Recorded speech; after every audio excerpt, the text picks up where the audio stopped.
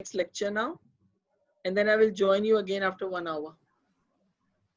Yes, ma'am. Recording is started. Yeah. Okay. So welcome you all again on this evening of Learning Physics with Conceptual and Problem-Based Approach, an initiative by the National Academy of Sciences, India NASI Delhi chapter. Our 10 to 11 week course started on 27th of July 2020. So today I have amongst us my co-convener of this series, Dr. Pushpa Bindal. She's working as an associate professor of physics in Department of Physics, Kalindi College, University of Delhi, where she has been working since 1992. Her master's, her MTech, and her PhD is from IIT Delhi. She secured first rank in her MTech and second rank in her MSc course, and she is also a recipient of the award for college lecturer by the government of NCT of Delhi in 2018. She has served as TIC of Department of Physics in 2004, 6 and 16, 18, and she has 30 publications in reputed journals and conference proceedings. She has organized a number of national seminars and workshops sponsored by UGC, DST, and NASI, etc. She has guided a number of undergraduate and postgraduate research projects. She is a life member of scientific bodies like IEEE, IIPT, and Shakti Vibha, etc. She's been active involved in the curriculum revision and examination review in Delhi University. This is a formal bio note, and apart from that, attendees, I would like you to know that waves in optics is one of her forte, and her explanation of this particular subject has kept the students of our college relaxed for years and years since I can remember. So if you learn waves and optics from her and mathematical physics from her, these are the two subjects that you just don't have to bother about. They are then embedded into your system. So with these words, I welcome you, Dr. Bindal. Please deliver your first talk of wave and optics part 1, which has been specially introduced because many of our attendees are still in the passing phases of graduation. Welcome, ma'am. Dr. Bindal. Thank you so much. Thank you, Dr. Sunita, for such a nice introduction. Yeah. Hello. Yes, is it fine? Yes, ma'am. Yes, Am I audible? Yes, ma'am, you're audible. Yes, yes, yes. Okay. So you can share your screen now.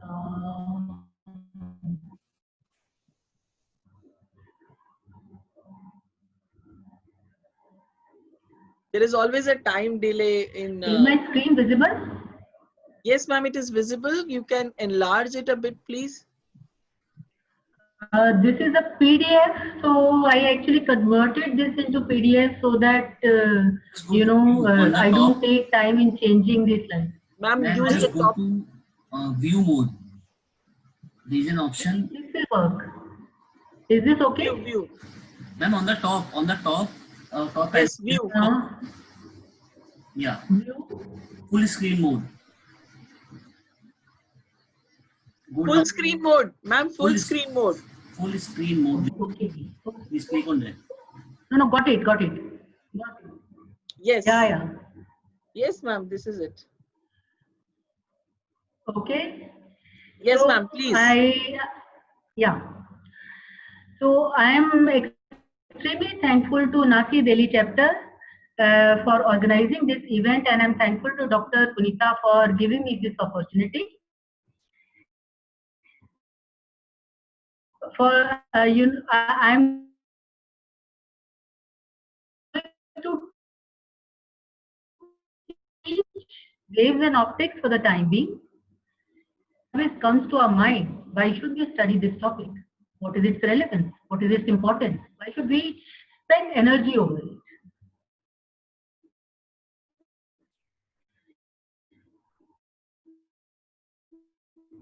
Now, let me tell you, waves, whether we are talking about the extremely simple waves, microwaves, or optical waves, the visible range waves, they have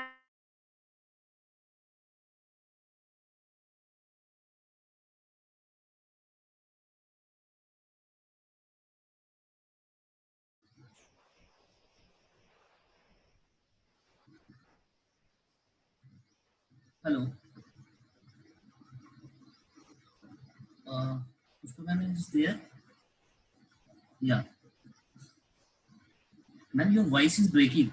You are on mute, ma'am.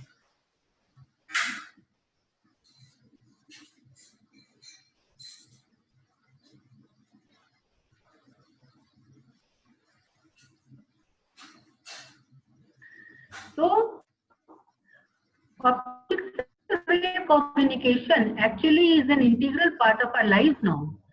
We are all, sending email, reading WhatsApp, basically, checking mobile data all the time. So many channels we are watching on the TV.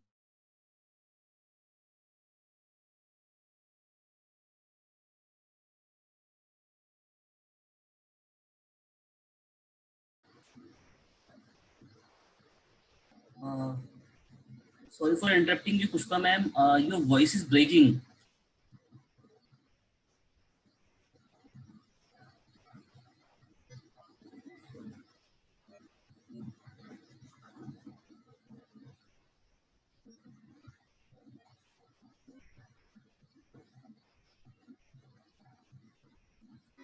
Ma'am, can you hear me?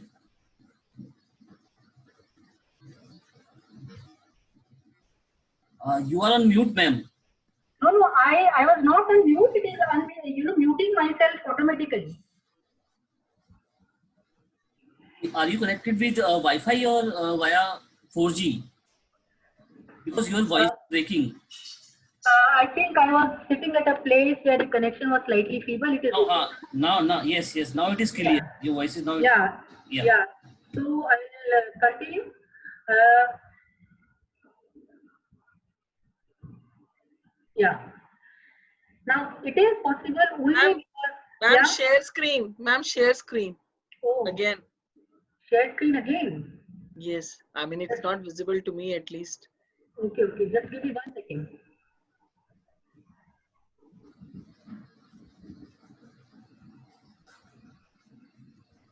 So I repeat that this particular thing has been incorporated for your understanding completely of all aspects of physics. Yes, ma'am, it's visible now.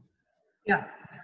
So now, as we were discussing, that waves actually they form an integral part of our life, because particularly optical wave communication is an extremely important field now. We are ready to, it is possible for us to send emails instantaneously. It is because of optical wave communication. So unless and until we understand waves, it is very difficult to understand any other field. And as far as the optics part is concerned, the optics has so many applications nowadays. If you want to, talk about massive optical data storage, then it has to be in optical disc. You use lasers now for cutting for photolithography, that is optics again.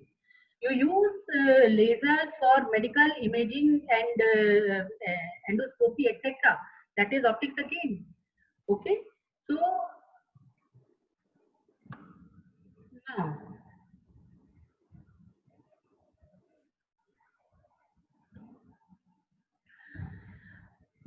It is optics is optics is vital for human survival. If there were no telescopes, we would never understand our skies. No galaxies, no stars. If there were no microscopes, biology would completely collapse.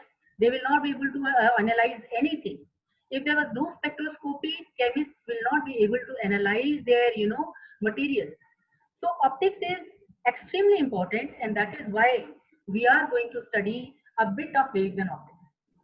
So the major areas of discussion that I'm going to cover in my talk is that in wave portion, we'll talk about general wave, a normal wave. We'll try to understand what actually it means.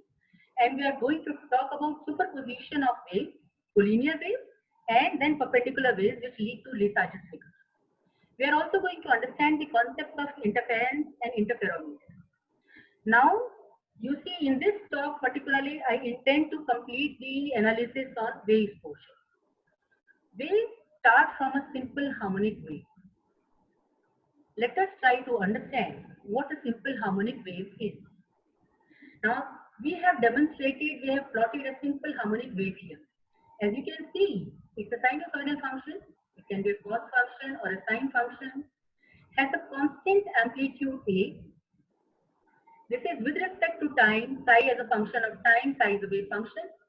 So two peaks in time, two peaks of amplitude, they are separated by one time period.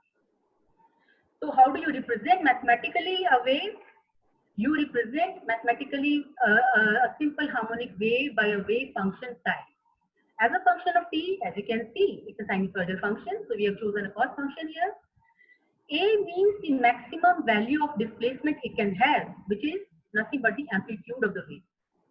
Omega is the angular frequency, and angular frequency, as you can see here, there is no spread. So you're talking about actually a monochromatic wave, because as per our expression, it's one single number. So you are talking about a monochromatic wave emitting at necessarily one frequency or one wavelength. Phi is the initial phase. Now this is the only thing which the wave, gathers as it propagates in space. A simple harmonic wave, as per this expression, can propagate forever, unchanged in shape or amplitude. The only thing that will change is its phase. It will acquire more phase as it propagates, right? If you want to actually understand the characteristics of a wave, then you can understand like this also. In terms of time, as I said, two peaks are separated by a time period. In terms of phase, these are 2 pi phase apart. And in terms of distance, these are 1 lambda apart, where lambda is the wavelength of phase. You say it like this, that lambda corresponds to 2 pi of phase, and it corresponds to 1 full time period of the wave. This is what defines the frequency of the wave as well. Now, because you require it at too many places, so correspondingly, lambda by 2, this means in phase. Lambda is 2 pi phase, 2 pi means in phase. Lambda by 2 corresponds to pi phase, and this means out of phase. And this also means half a time period apart. Okay. Now, let us go back to the expression for psi, right? If this is psi and you want an expression for the velocity, then velocity just differentiate it once and you get this expression. Now, to correlate it with psi, you just use a mathematical formula that sin theta is under root 1 minus cos square theta, and you get an expression which correlates the psi and p. You can see that when psi is minimum, that means 0, the velocity is maximum. And when psi is maximum, that means a, the velocity is 0. They go out of hand. They are not at all in sync. Okay. Now, if you want the acceleration, then you differentiate this expression once more with respect to time, and you get that a is minus omega square psi. Realize that psi and a go hand in hand. When psi is 0, a is 0. Psi is maximum, a is maximum. But because of this minus sign, there is a difference of p. If psi is at crest, then a is minimum, because this is a minus function. This is a minus sign. Now omega, it is defined as 2 pi nu or 2 pi by t, where t comes from here, right? Nu is 1 upon t, and the units of t is hertz. These are just the basics of a simple harmonic wave. Now we go to the superposition of waves, because in general, now again one more thing I would like to say about this expression. Although I said it again, but I must point it out once more.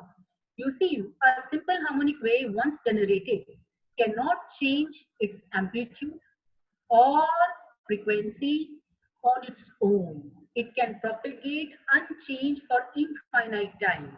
What it means also is that you cannot load or code any information to a simple harmonic wave. If you want to send information from one place to another, if you want to communicate waves, then you must do something to those waves. You must change something about those waves. Only then you can code information onto it. So how is it done? You superpose waves. You superpose waves. Okay. Now, when you superpose waves, then what is the resultant of this superposition? Is it simply that they will just add up just like that? Or is there some fundamental principle of physics which will decide that? Indeed, there is a fundamental principle of physics, and that is called superposition principle. What is superposition principle? See, you see, the proper definition of superposition principle is that the resultant of superposition of two or more harmonic waves is the algebraic sum of their individual displacements. That's a technical definition. Okay. Now, in simpler words, you can say that superposition of two solutions is itself a solution, and this will happen only if the equation is linear. That means this is a solution of simple harmonic wave. It does not hold for nonlinear waves. And what do you mean by a linear differential equation in which you only contain psi, okay, no psi square, only d psi by dt, no d psi by dt square, or only d2 psi by dt square, no square of that d2 psi by dt square. That is what meant by linearity of a equation. Now let us, now one by one we are going to understand the superposition of different types of waves. The first case that we are going to study is superposition of two harmonic oscillations which have same frequency and which are acting along same line. What it means is that if one simple harmonic wave is acting along x direction, the other one is also acting along x direction only.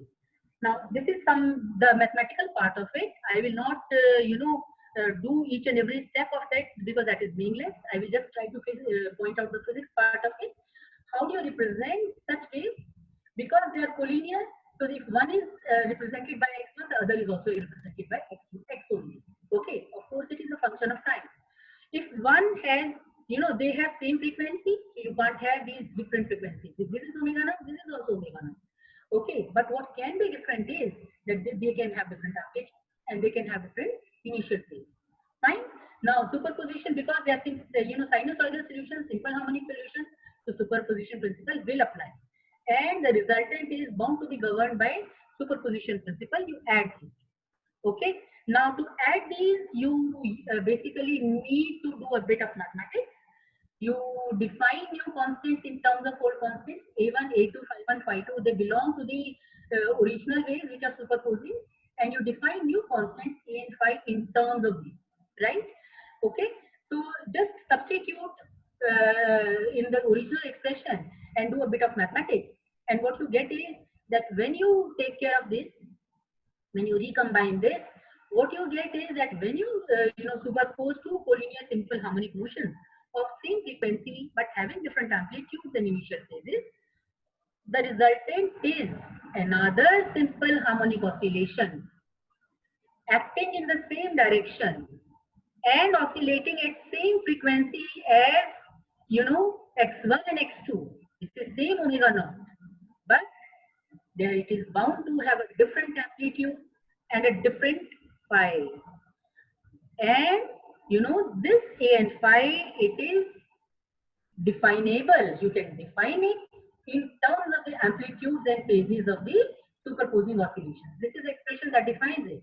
You can see A square is A1 square plus A2 square plus 2A1 A2 cos phi1 minus phi2. Because you are supposed to know your superposing oscillations, you are supposed to know A1, A2, Phi1, Phi2. So if you know these, you can work out what A is. A is the amplitude of the resultant oscillation.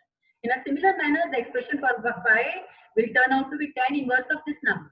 Again, the same statement. If you know A1, Phi1, A2, Phi2, you know what phi is. Phi of the resultant oscillation. Okay. So what we can say is that if you superpose two collinear simple harmonic motions which are oscillating at same frequency but have a different amplitude and different phis, the resultant is another harmonic oscillation which also executes oscillation at same frequency but has an amplitude and phi which can be worked out in terms of A1, A2, Phi1, Phi2. Okay. So now we come to the next superposition, next category of superposition, and that is that you superpose again two collinear simple harmonic oscillations, okay, acting along same line, but no longer they have same frequency. They have slightly different frequency. This will result into a phenomena which is known as beats. So let us understand what beats are. Okay. Now see, here this is the first oscillation A1 cos omega 1t. Frequency is omega 1, amplitude is A1. For a specific purpose, we do not keep any phi1 and phi2. Why? Because phi1 and phi2 are initial phases, and if the frequencies are same, then phi2 minus phi1 doesn't change with time. But if the frequencies are different, like here, omega 1 and omega 2, that phase difference between these oscillations will constantly change with time. So no point in tagging along a constant with you, because it is only going to make your life miserable. Your mathematics will become more complicated and you will not gain an iota of physics. So you keep physics but get rid of unnecessary mathematics. Okay. So that is why we keep phi1 and phi2, because they are initial phases. We keep them 0.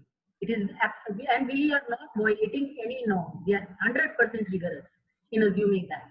Okay, so this is the first oscillation. This is the second oscillation.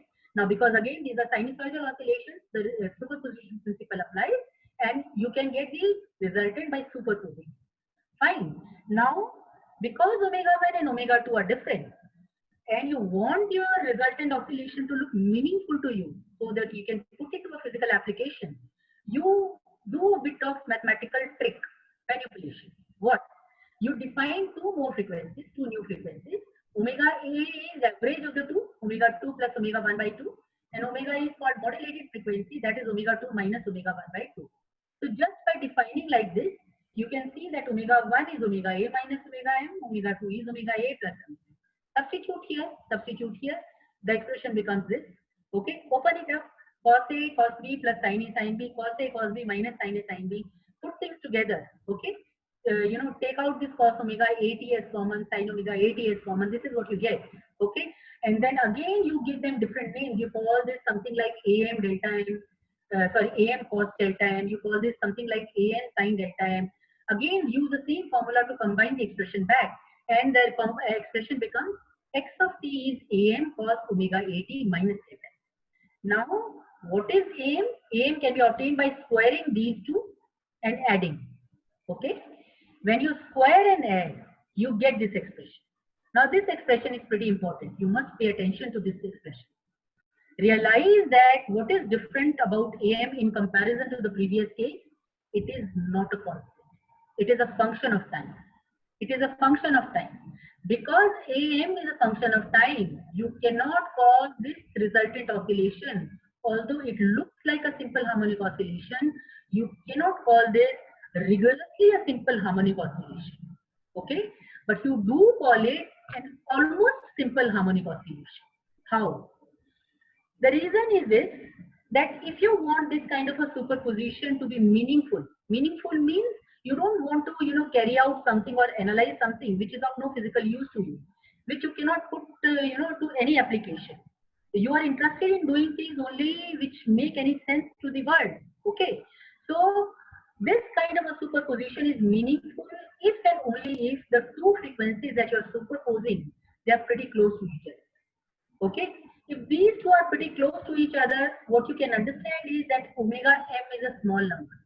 Because omega m is omega 2 minus omega 1 by 2. If omega 2 is close to omega 1, then omega m is bound to be small. And if frequency is small, then corresponding time period is large because it is 2 pi by 2. Okay? What is the physical implication of all that? The physical implication is that omega 1 minus omega 2, if this is a very, very small number, then it's going to take a large time, long time, for the amplitude to vary substantially. Amplitude will be a function of time. It will change with time. But number one, it will change sinusoidally because it's a cos function. Number two, because you ensure that omega 1 and omega 2 are close, this will change very, very slowly with time. So over a small observation period, omega m will appear to be almost constant to you. Okay? And therefore, although rigorously this is not a simple harmonic oscillation, it appears to be a simple harmonic oscillation.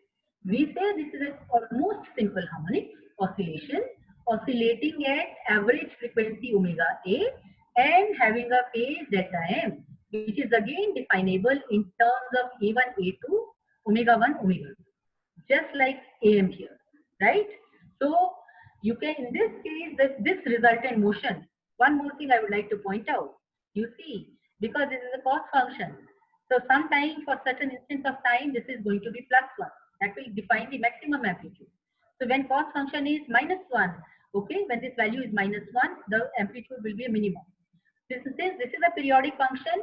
The amplitude variation is bound to be periodic in nature. Okay, so what will happen is you will have a maximum of amplitude followed by a minimum, then a maximum again, then a minimum again. Because cos function will periodically become plus 1 to minus 1. It will vary from plus 1 to minus. So you will have a maximum of amplitude followed by a minimum of amplitude. Okay, and this is technically called a beat. This is what we call as beat. We are saying beats are set. Okay, how many beats occur in 1 second? That is decided by this difference of frequency. Okay, so what you can define is, you can define a beat frequency. What is beat frequency? Beat frequency is the difference of these two frequencies. Okay, and you know how many number of beats you will hear per second, that is equal to the difference of frequency. For example, supposing you are working with a this thing tuning you know folk experiment, then if you supposing have, because it's a sound experiment, supposing one is oscillating at 480 hertz, the other is oscillating at say 486 hertz, then you are going to, the difference of the frequency becomes 6 hertz, and actually in 1 second 6 times you are going to hear a maximum of sound followed by a minimum. So the beat frequency will be 6 hertz. Okay, right? So and other thing is that these beats are very popularly used by musicians. Musicians, you know that when they play their instruments, sometimes their instruments become out of focus. They don't work properly. You know, they become defocused or something like that. So what do? They go to some standard shop and they fix it up. They will fix the tension in the strings of the instrument. What do they do actually? They have a standard frequency, standard tuning fork available to them. They set the tension and sound them together, and they set till beats disappear. That means now the frequency of the instrument is same as a standard frequency which is available for that particular instrument, and the instrument becomes all right. Okay, so and further, this concept when extended to n-harmonic oscillators, that is what gives rise to wave groups or wave pulses. So this forms kind of a basic study for that, right? Now, the next type of superposition that we are interested in is not superposing two oscillations, but a number of harmonic oscillations, a large number of harmonic oscillations. There are two types of such oscillations. One is they have same frequency, same amplitude, but their phases differ. Okay. The second is they have same amplitude, same phi, but their frequencies successively differ. So we study them one by one. This is the first case when they have same amplitude, same frequency, but their initial phases differ. Now, this is typically, that case. Supposing you represent it like this, they are simple harmonic oscillation. So cos omega t has A0. So second one, same omega, same A0, but has 1 phi extra. 1 phi extra. Next, 2 phi extra. Third oscillator, 2 phi extra. Nth oscillator and minus 1 phi. Right?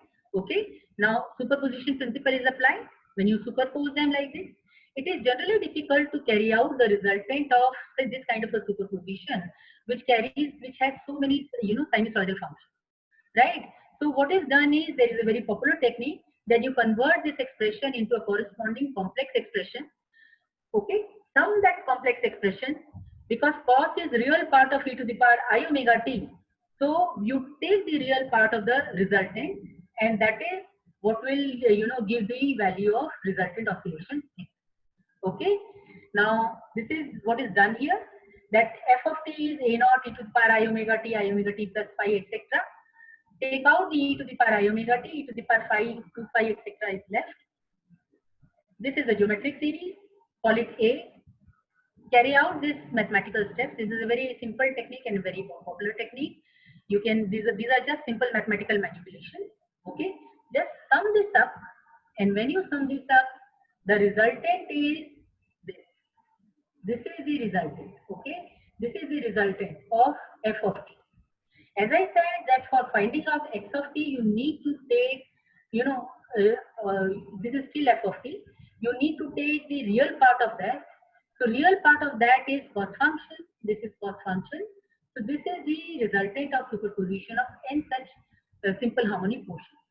As you can see, this resultant oscillation is also taking place at omega. Okay, but this has a different phase and an amplitude which is definable in terms of A0, N and phi. Okay, here also you need N, phi and omega. These are the parameters which you start with. Okay, so basically, what you can say that the resultant of this kind of a superposition is another simple harmonic motion taking place at same frequency omega, but has an amplitude and phi and a phase which can be obtained in terms of amplitude n and phi of the constituent oscillation. Same can be said about delta also. Okay, so this is still rigorously a simple harmonic oscillation. Why? Because omega is one single number and this is not a function of time, it's a constant. Okay, so this is very much simple harmonic as per definition of simple harmonic motion. So what have we learned in this superposition? That resultant oscillation can be obtained like this. Amplitude of this is given by this, and amplitude is time independent. The resultant oscillation is rigorously a simple harmonic motion. Now the next type of superposition of n simple harmonic oscillation, still collinear, is that their initial phases are same, keep them pi, okay? Their amplitudes are same, but their frequencies differ by a constant magnitude. If this is omega 1, this is omega 1 plus delta omega, omega 1 plus 2 delta omega, etc. Finally, this omega 2 will be omega 1 plus n minus 1 delta omega, right? So delta omega can be defined in terms of the input parameters like this. That means this is the frequency increment that you need to give, right? Now f of t, you again define f of t, complex expression corresponding to this. So f of t is defined like this. Solve it again, and then take the basically the real part. What you get is the resultant oscillation x. X is a naught sine n omega delta omega t by 2 divided by sine delta omega t by 2 into cos omega a t. So what you can see here is that this is taking place at an average frequency, but is not rigorously a simple harmonic motion. Why? Because amplitude is time dependent. In fact, if you plot this, it appears like a pulse. It looks like this. It appears like a pulse. Okay.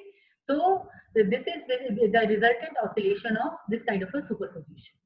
Okay. You can cross check your result. You can put n is equal to 2 when you should get back your result, which corresponds to the B.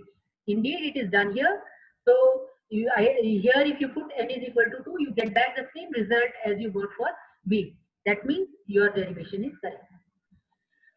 Now we come to the next type of superposition of simple harmonic motion, but this is different and this is quite interesting and very important.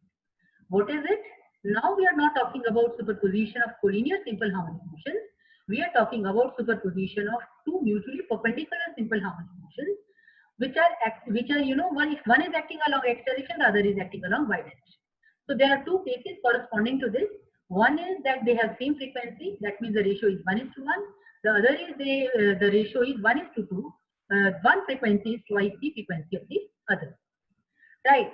So as I said, that if you are talking about perpendicular oscillation, then one is acting along x, the other is acting along y direction. How do you represent them mathematically? See, as I said, one is acting along x, has a frequency omega, has an amplitude a1.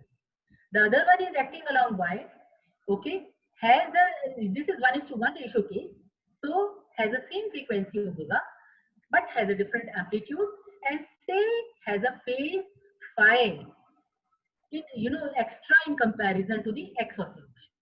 Fine. 1:1 ratio frequency, phase difference is pi, amplitudes are a1 and a2. Okay, we are not putting any restriction on a1 and a2 right now. They can be equal, they can be unequal, they can be in a particular ratio, right? Now you can solve this problem by two methods. One is called analytical method, the other is called graphical method. What is analytical method? Solve them, solve the equation and get the result. What it means is that you can see here, x is a function of t, y is a function of t, right? So analytical method means at same instant of time, what is x, what is y? In other words, where is the particle? Then at a different instant of time, what is x, what is y? That means a different point. That means what is the change position of the particle? Okay. So mathematically, if you want to manifest it, what you will do is you will eliminate the time dependence from one equation and substitute that into the next equation. When you do that, then time is eliminated and you get an expression in terms of x, y, a1, a2, omega and phi.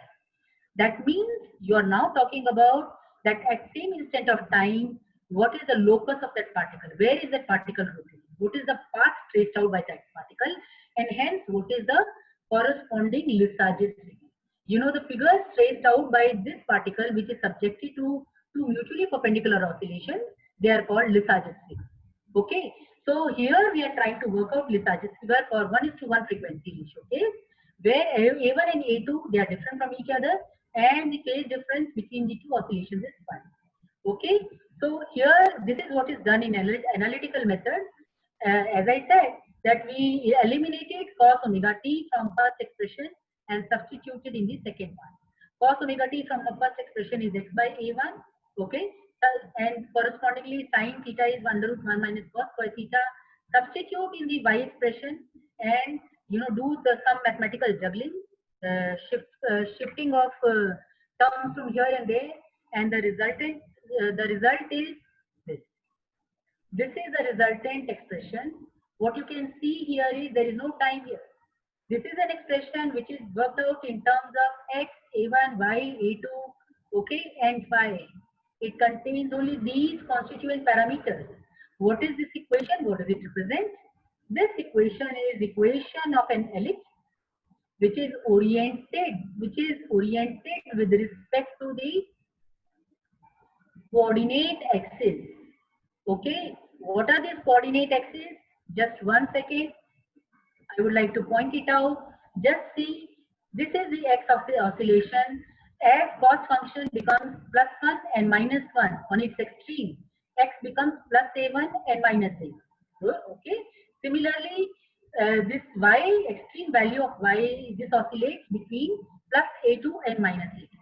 So this is the reason that the motion or the trajectory of the particle is confined within a rectangle of sides 2a1 and 2a. In general, this expression is expression for an ellipse which is oriented at some angle with respect to x-axis and y. Okay, and phi, what is phi? Phi is the phase difference between these x oscillations and y oscillations. So it will be interesting if you choose some specific cases for phi. This is the first case. You choose phi equal to 0. What it means is that the two x oscillation and y oscillation, they are oscillating at same frequency, and also there is no phase difference between them, although the amplitudes are a1 and a2. So if you substitute phi equal to 0 in your that expression for ellipse, you get this. Okay, you can write it like this. What it represents is a pair of coincident straight lines. What is the equation of that straight line? This one. Okay, so what it implies is that for phi equal to 0 case, the motion of the particle is confined to this straight line motion, linear motion, which is making it an angle of 45 degrees with respect to x as well as y. Okay, right? And there is no intercept because this is something like mx plus c, c is 0. So this is a straight line which is passing through origin. The next case that we are interested in is that say phi is equal to pi by 2. If it is pi by 2, then if you substitute in that expression, then this becomes again an ellipse, but now the ellipse is oriented along the principal directions of the rectangle.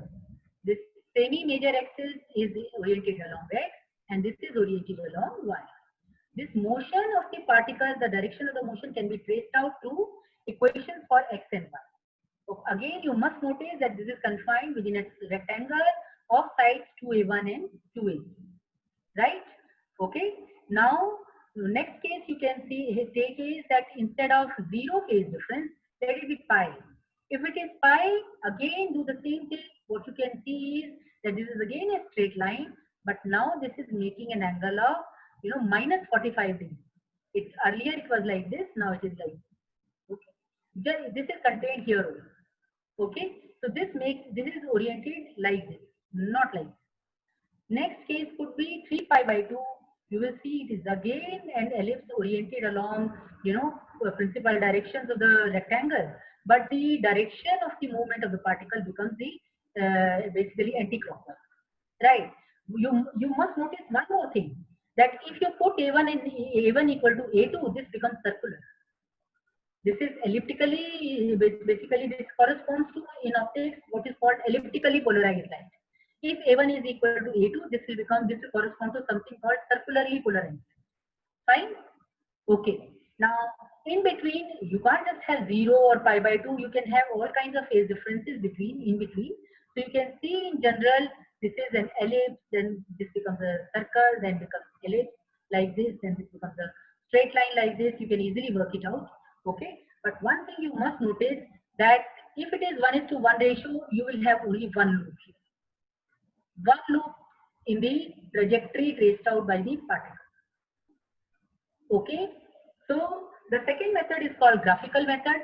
This is a very good method and far more handy than an analytical method.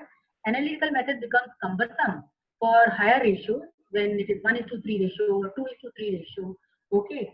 Now graphical method means, because each simple harmonic motion by rotating vector technique can be represented by a circle like this. Okay. The radius of the circle is the amplitude of the oscillation. Okay.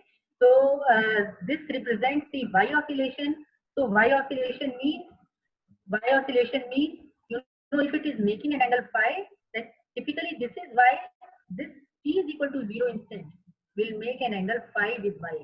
That is what it means. When you say omega t plus phi, had there been no phi would be, if phi was 0, then this would be your t is equal to 0 instant. But it does have a phi, so this will make an angle phi with respect to Y. Okay. Similarly, this is your X oscillation, again represented by a circle. This is going from plus A2 to minus A2. This will go from plus A1 to minus A1. Correspondingly, you are going to have, it is going to be inscribed within a rectangle of sides 2A1 and 2A2. Right. So what is done is that if this is t is equal to 0 instant, then depending on the frequency ratio, if it is 1:1 ratio, you can divide them in equal number of points, because this basically describes that as time passes, where is the particle? What is the Y oscillation? If this is t is equal to 0, then it may be here at t equal to 1, t equal to 2, t equal to 3, t equal to 4, etc. You can divide them in equal number of points if they have same frequency, and then if this is your t is equal to 0, you extrapolate like this. If this is your t is equal to 0, you extrapolate like this. So this point actually would be the point corresponding to t equal to 0, the value of x and y. Similarly, when it comes here, say this is t is equal to 1 instant. Correspondingly, you may have t is equal to 1 instant here. Extrapolate, your particle will be here at t is equal to 1 instant. And you can keep on doing this, right? And the particle will go from t is equal to 0 position to t is equal to 1 position, etc. And you can trace out the curve which is going to be described by the particle. For this is the same procedure that I just described. For example, this is the case when the initial phase is 0, when they are in phase, though no phase difference. So t is equal to 0 instant here, 1, 2, 3, 4, etc. You have divided into 8 parts. Here also you have divided into 8 parts because they have different amplitudes. So these are circles of different radii, right? So draw a graph like this corresponding to same instance of time, and this is very much a linear vibration. Fine. Now, similarly, this is the graph depicted for pi by 4 phase difference, 1:1 ratio still.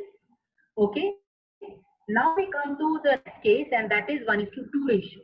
Again, we are trying to understand the Lissajous figure for omega 1 and omega 2 being in a ratio 1:2 ratio. That means one frequency is twice the other. Okay. So the patterns which will be traced out, they'll be called Lissajous figure. These are the typical expressions. X oscillation has an amplitude A1 omega t.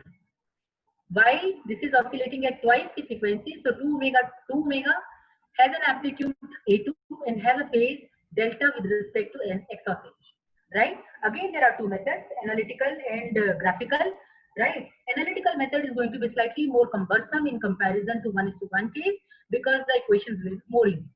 But same logic, extra, basically take out the time dependence from this, substitute in this, and get, basically the resultant curve from this expression when you simplify. Okay, these are the mathematical steps. These are the mathematical steps involved. Expand it, put them together. Okay, ultimately, what you get is this. You can see, because this is to the power 2, you are talking about two closed curves which are corresponding to this equation. This is typically two closed curves traced out by the particle, right? Now these are the resultant figures. If you just do it, you will be able to see it. This is phi is equal to 0. In this case, you know, it looks like a figure of 8. Okay, two loops, 1:2 ratio, two loops. This is phi is equal to 0. This is pi by 4. This is pi by 2. In this case, the two curves are coinciding with each other. Okay, sorry, 3 pi by 4 and pi. Okay, but realize that as long as it is 1:2 ratio, you are going to have two loops in the resultant graph, right? This is a case when you have pi by 4, okay, and this frequency is twice the frequency of this. So you divide this into 8 parts. This is graphical method, okay. You divide this into 8 parts, okay, and you divide this into 16 parts. By doing that, you are saying that this frequency is twice the frequency of this oscillation, okay. So by the time this completes one circle, this completes two circles, because this frequency is twice the frequency of this. Again, do the same thing for same instance of time. Extrapolate your graph and trace out this graph paper, okay. So for t is equal to, for example, t is equal to 0 instant, this is 0.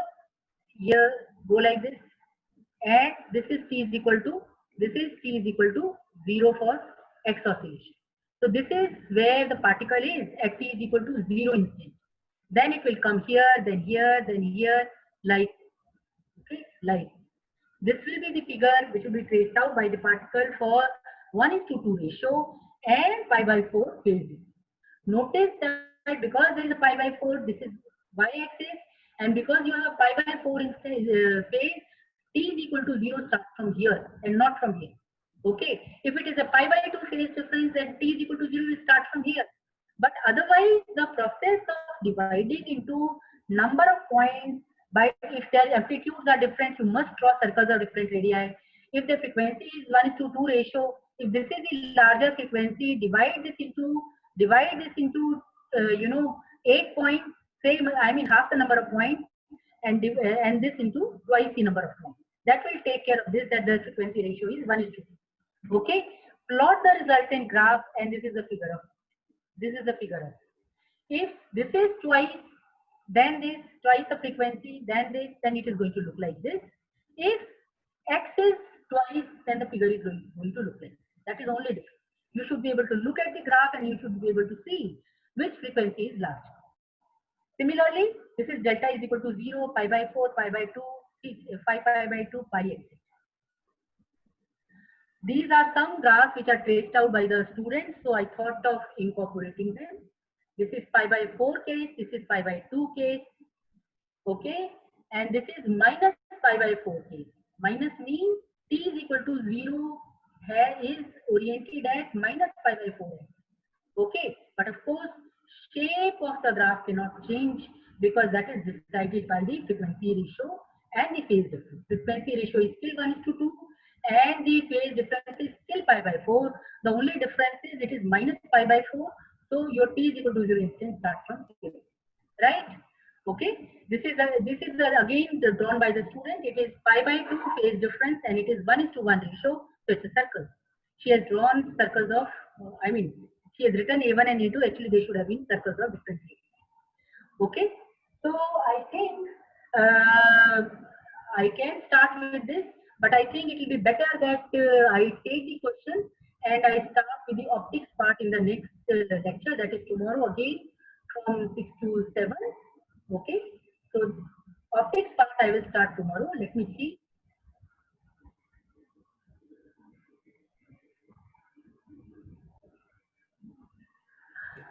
You see.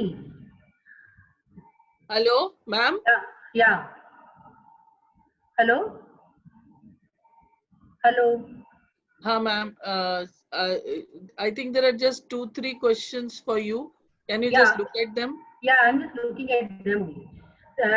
Somebody has written that in the page of equation of beats, why don't we combine A1 plus A2 cos omega t as AM? It cannot be called AM because AM is the amplitude of the resultant oscillation. That has to cover, you know, both the expression. Let me go back to that slide and you will understand. Just a minute.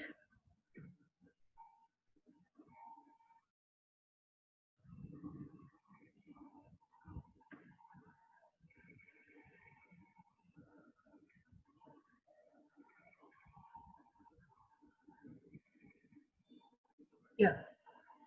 You are saying that why don't we call it AM, this one, right? See, omega m is a smaller frequency. Omega A is the average frequency. This average frequency is the frequency at which the resultant oscillation is going to oscillate. This is the larger frequency, faster variation. Okay, and you don't really want your amplitude to vary substantially, right? So if you take this as omega AM, then this is going to vary extremely in a very, very small, this is going to be a very minute variation with time. You don't want your amplitude to vary fast. You want your oscillation to be fast. Okay, the average frequency corresponds to the average of the omega 1 and omega 2, and that that is what is going to decide the oscillation, the frequency of the resultant oscillation. You can't incorporate that here, because that is not going to be a simple harmonic, even an almost simple harmonic motion. Okay, that will be physically nonsense. Physically, it will not make any sense.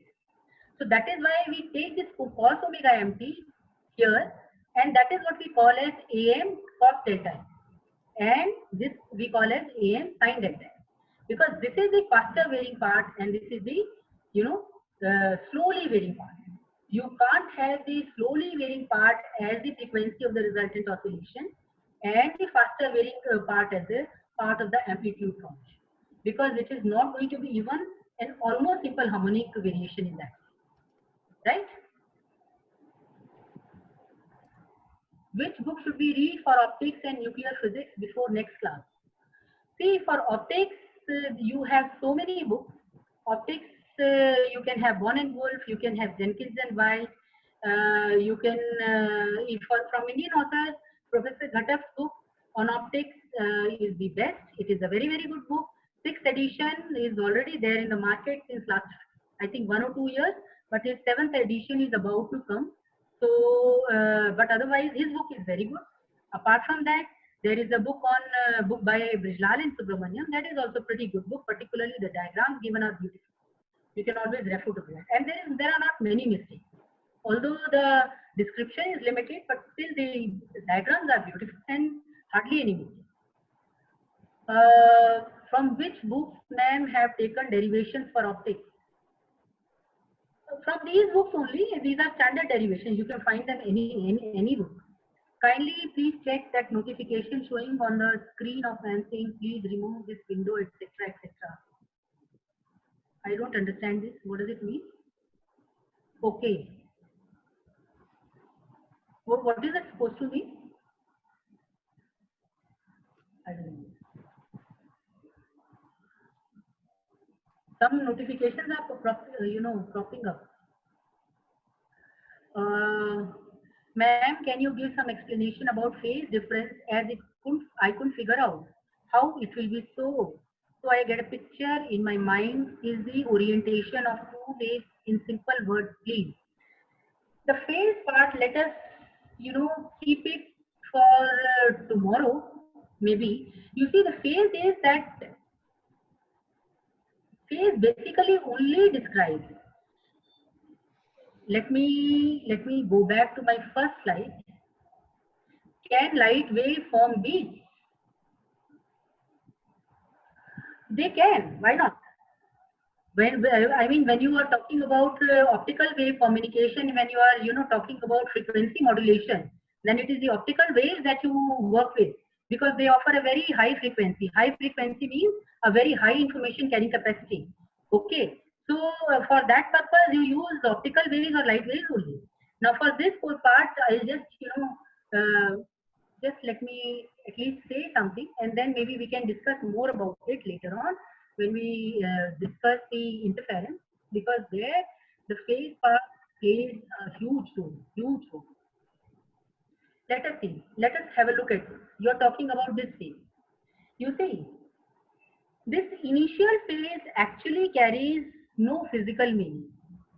This only tells you how the motion has been started. Okay. Now you can always visualize to understand what this wave is. You can always visualize a simple pendulum problem. Everybody has worked with simple pendulum, right? So if the pendulum is not oscillating, then you have a single bob which is basically which is hung from a weightless thread and attached from a rigid support on the upper side, right? That is your mean position, equilibrium position, where the system is not oscillating. Okay. Now, if I'm saying, supposing, hypothetically, supposing I put this phi equal to 0. Okay. Then psi t is a cos omega t. What it means is, if I put t equal to 0, my psi is equal to a. What it means is that I must start, this corresponds to a solution of the problem where you set the system into oscillation when at t equal to 0, your bob is at maximum amplitude position, maximum displacement position, right? So like this, that is, so something like this, that if this is my bob, then at t is equal to 0, you have displaced it and you're holding it like this, and then you release it and it starts oscillating like this. Okay, the solution will be a cos omega t, right? And this corresponds to the case when phi is 0. Now, supposing I say the phi is pi by 2, or rather minus pi by 2, then the solution will become a sin omega t. Now, a sin omega t means what? If I put t equal to 0, then my psi is equal to 0, because sin 0 is 0. If your solution is a sin omega t, that means you must start your oscillation like this, that this is my simple pendulum, undisturbed, in equilibrium position. I must take a small hammer and hit it like this. Okay, I have imparted energy. If I have imparted energy, it will start oscillating like this. Okay, obviously, because the system is same, so it is going to oscillate with same frequency omega. Omega for a simple pendulum is under root g by L. So G is not decided by how you hit it or how you set it into motion, or L is not decided by that. Okay, once you have chosen your simple pendulum, once you have chosen your bob, length of the thread, once you have chosen your system, then omega is a number, it is fixed. It cannot change whether you start it from the maximum displacement position or whether you choose to hit it at the mean position. It is going to oscillate with same omega, right? So basically phi only decides how you start your system, how you set it into oscillation.